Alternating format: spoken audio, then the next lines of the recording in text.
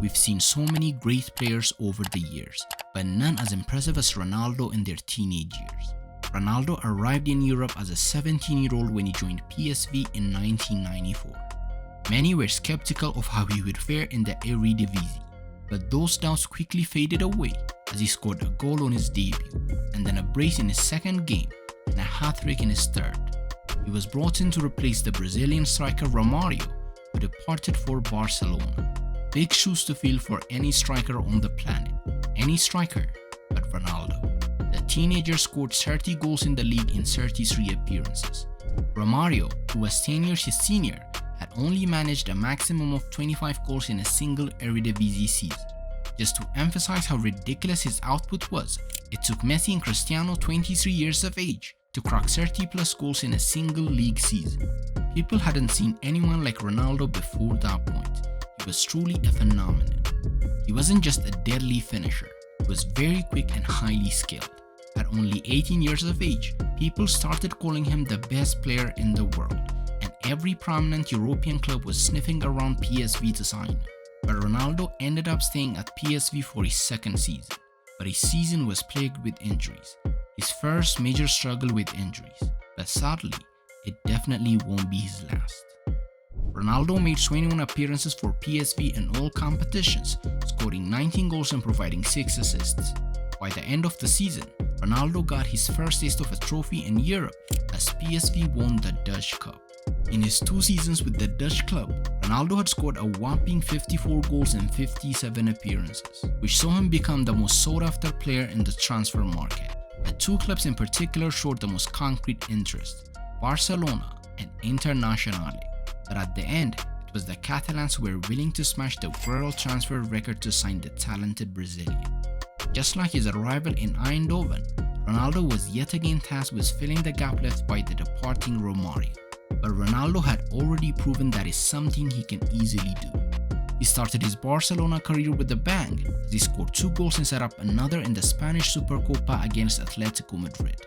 His first league goal came in the 3rd game of the season against Racing Santander, but he showcased his immense skill by rounding up the goalkeeper before passing the ball into the empty net, something he would make a habit of throughout the season.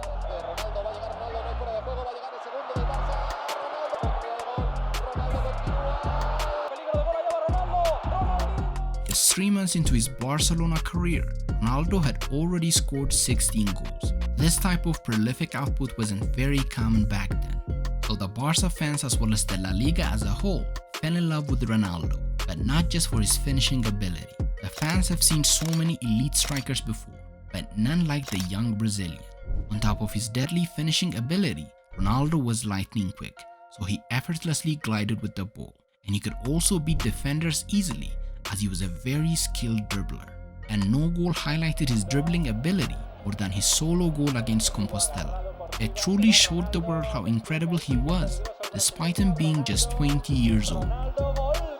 As this was before the age of social media, the video was replayed countless times on the various Spanish channels. It was even featured in a Nike advert, where Ronaldo was portrayed as the single best player made by God himself. The hype surrounding the 20-year-old reached an all-time high, as Ronaldo was nominated for both the FIFA Player of the Year and the Ballon d'Or. He lost the Ballon d'Or to Matthias Sammer with a single point, but he was crowned the FIFA Best Player of the Year, making him the youngest winner to date. After his scintillating start to the season, Ronaldo went on a 5-game goal drought between November and January, one of which being a 2-0 defeat away to Real Madrid. The fans whistled at him for missing chances, after which Ronaldo said, "I won't forget the fans that barracked me. After all, I'm not Superman." He returned to scoring in the defeat to Hercules, and after that, he got back to his prolific goal-scoring form.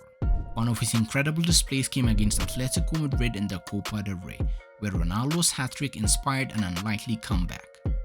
Despite the fans adoring Ronaldo early on, the relationship slightly started to sour, and it all began after rumors started linking him with a move to the Serie A, which at the time was the best league in the world. And Ronaldo didn't help himself when he flew to Rio to celebrate a carnival mere hours after a derby defeat to Espanyol. But he was unaffected on the football pitch, as he scored in 10 consecutive La Liga games, including the winner against Real Madrid at Camp Nou, which eventually put Barca just 2 points off the leaders Real with only 3 games to go. But Ronaldo could not get involved in those final 3 games, as he was called up to the Brazilian national team for the upcoming Copa America tournament. So Barca had no choice but to do it without their talisman, but they suffered a defeat to Hercules, and eventually Real Madrid were crowned champions. Despite losing the league to their arch rivals, Ronaldo had helped Barca win the UEFA Cup Winners' Cup with a single goal in the final against PSG. Barca went on to win the Copa del Rey in his absence, defeating Real Betis in the final. By the end of the season, Ronaldo had scored 47 goals in 49 games for Barcelona, despite him being only 20 years old. As electric as his debut season was, his Barcelona stint ended as quickly as it began. After this incredible season, the club wanted to tie him down to a new deal, which would have seen his salary doubled. The Catalans wanted to build their team around the Brazilian sensation, and it was believed a deal was agreed in principle, as Josep Luis Núñez, who was the president of Barcelona, came out and said, "He's ours for life." But Ronaldo's agents had something different in mind. While the Barca hierarchy went out to celebrate Ronaldo's deal, his agents agreed a deal with Moratti's Inter behind their backs. Inter activated his €26.5 million release clause the next day, making him the most expensive footballer for the second time, a record he shares with Diego Maradona.